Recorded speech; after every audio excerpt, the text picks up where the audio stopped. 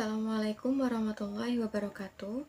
Perkenalkan, saya Aulia Rahma Dinia Putri, NIM 4121012. Saya akan mempresentasikan proposal penelitian saya yang berjudul Pengaruh Tingkat Pengangguran, Pendidikan, dan Kesehatan terhadap Pertumbuhan Ekonomi berdasarkan Teori Human Capital, studi kasus kabupaten kota di Provinsi Jawa Tengah. Pertumbuhan ekonomi difokuskan untuk mengukur kapasitas suatu wilayah atau negara dalam meningkatkan pembangunan ekonomi. Perekonomian suatu wilayah atau negara dikatakan mengalami pertumbuhan ekonomi ketika produksi barang dan jasa mengalami peningkatan yang diwujudkan dalam bentuk kenaikan produk domestik regional bruto atau PDRB, dikutip dari Munandar tahun 2020. Perekonomian yang tidak stabil menjadi penyebab dari masalah sosial dan ekonomi. Salah satu masalah yang timbul akibat perekonomian yang tidak stabil adalah masalah pengangguran. Pengangguran merupakan individu yang sedang memulai bisnis, mereka yang telah memasuki dunia kerja tetapi belum memiliki pekerjaan, dan mereka yang sudah bekerja tetapi belum mulai bekerja. Dikutip dari Hidayat tahun 2020. Berdasarkan pemaparan dari beberapa permasalahan di atas, maka rumusan masalah dalam penelitian ini adalah sebagai berikut. Bagaimana pengaruh tingkat pengangguran, pendidikan, dan kesehatan terhadap pertumbuhan ekonomi di Provinsi Jawa Tengah, dan bagaimana pengaruh tingkat pengangguran, pendidikan, dan kesehatan terhadap pertumbuhan ekonomi di Provinsi Jawa Tengah berdasarkan teori human capital. Tujuan dari penelitian ini adalah untuk menemukan pengaruh tingkat pengangguran, pendidikan, dan kesehatan terhadap pertumbuhan ekonomi di Provinsi Jawa Tengah, dan untuk menemukan pengaruh tingkat pengangguran, pendidikan, dan kesehatan terhadap pertumbuhan ekonomi di Provinsi Jawa Tengah berdasarkan teori human capital. Manfaat dari penelitian ini yaitu, secara teori, penelitian ini diharapkan mampu memberikan literatur bagi peneliti dan pembaca mengenai pengaruh tingkat pengangguran, pendidikan, dan kesehatan terhadap pertumbuhan ekonomi berdasarkan teori human capital di kabupaten kota Provinsi Jawa Tengah. Manfaat praktis yang pertama, hasil penelitian ini diharapkan dapat memberikan gambaran kepada masyarakat luas, khususnya di Provinsi Jawa Tengah, tentang pengaruh beberapa faktor yang dapat mempengaruhi pertumbuhan ekonomi seperti tingkat pengangguran, pendidikan, dan kesehatan, agar nantinya hasil dari penelitian ini dapat dimanfaatkan secara tepat untuk mengetahui faktor-faktor yang mempengaruhi pertumbuhan ekonomi. Yang kedua, hasil penelitian ini juga diharapkan mampu memberikan pengetahuan kepada masyarakat sekitar, khususnya di Provinsi Jawa Tengah, tentang pengaruh tingkat pengangguran, pendidikan, dan kesehatan terhadap pertumbuhan ekonomi. Dan yang terakhir, hasil penelitian ini dibuat agar menjadi pegangan dan bahan kajian untuk mengetahui faktor-faktor yang dapat berpengaruh terhadap pertumbuhan ekonomi. Pertumbuhan ekonomi diartikan sebagai suatu ukuran kuantitatif yang menggambarkan perkembangan suatu perekonomian dalam suatu tahun tertentu apabila dibandingkan dengan tahun sebelumnya. Perkembangan tersebut selalu dinyatakan dalam bentuk persentase perubahan pendapatan nasional pada satu tahun tertentu dibandingkan dengan tahun sebelumnya. Yang selanjutnya ada tingkat pengangguran. Pengangguran merupakan suatu ukuran yang dipakai untuk mengidentifikasi persentase populasi yang tidak memiliki pekerjaan tetapi masih aktif mencari pekerjaan. Beberapa ilmuwan mendefinisikan pengangguran sebagai keadaan di mana seseorang yang mencari pekerjaan belum mendapatkan pekerjaan tetapi masih ingin bekerja. Yang selanjutnya ada pendidikan. Pendidikan merupakan suatu usaha yang dikerjakan individu maupun kelompok sebagai sarana untuk mencapai kondisi mental atau tingkat kedewasaan tertentu. Pendidikan merupakan investasi jangka panjang, maka dari itu harus diberikan prioritas yang sama terhadap modal fisik sebagai salah satu jenis investasi sumber daya manusia, dikutip dari Hasbullah tahun 2017.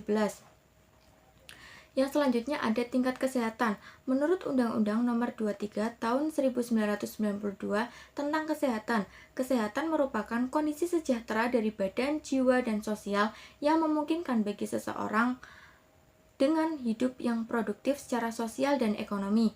Menurut pendapat lain, kesehatan merupakan kondisi seseorang yang pada waktu diperiksa oleh ahlinya tidak memiliki keluhan atau tidak terdapat tanda-tanda suatu penyakit, dikutip dari Ayumna dan Soekardi tahun 2024.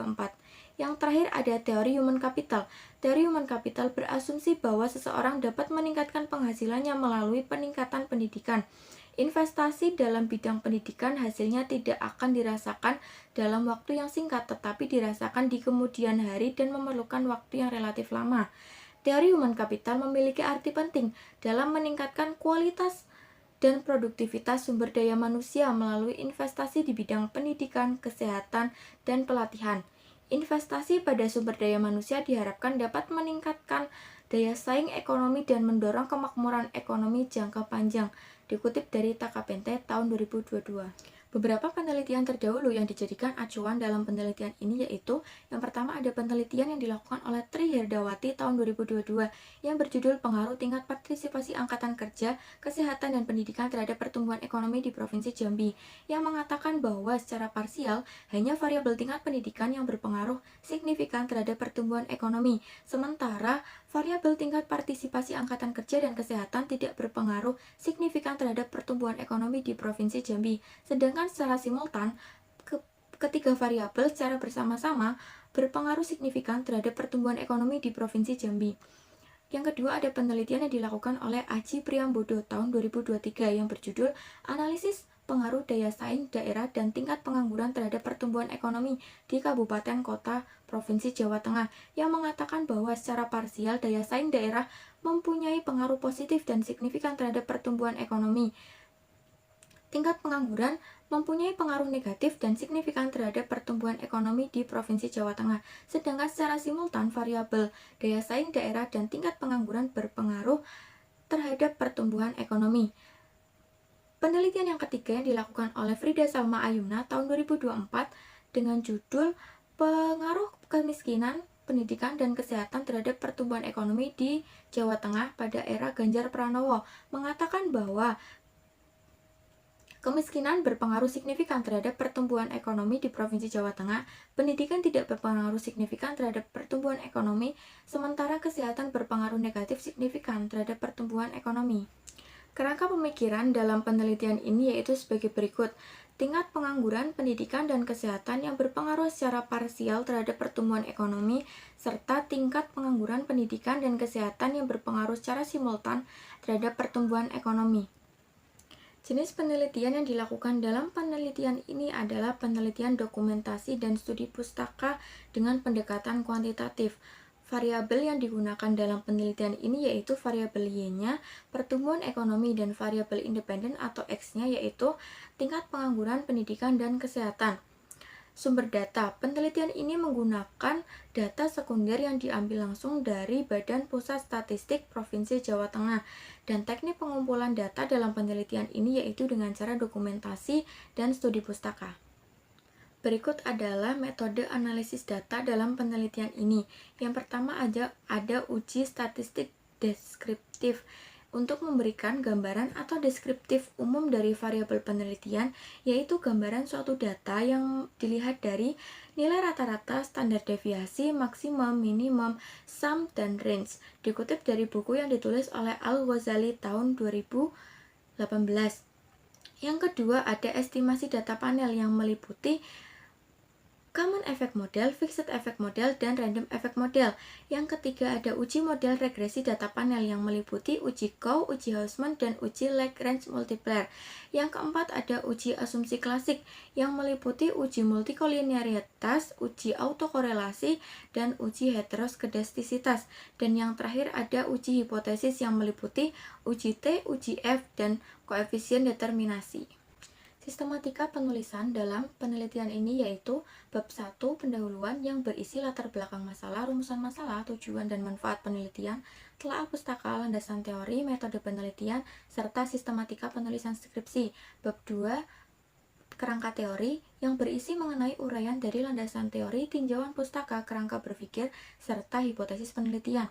Bab 3 metode penelitian yang berisi mengenai jenis serta pendekatan penelitian, objek dan waktu penelitian, variabel penelitian, populasi serta sampel, serta teknik dalam pengambilan sampel, instrumen dan teknik pengumpulan data penelitian, teknik pengolahan sekaligus analisis data.